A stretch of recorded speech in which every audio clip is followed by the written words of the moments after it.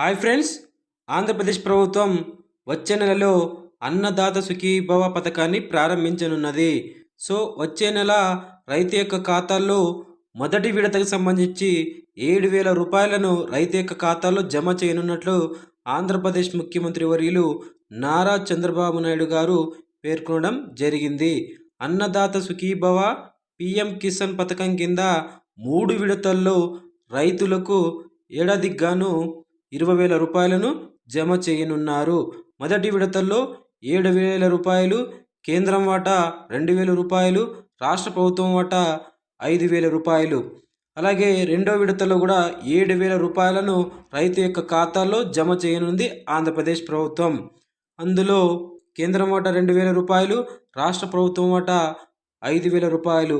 అలాగే మూడో విడతల్లో 6,000 రూపాయలను రాష్ట్ర ప్రభుత్వం రైతు యొక్క ఖాతాలో జమ చేయనున్నది. Please subscribe Ramesh updates.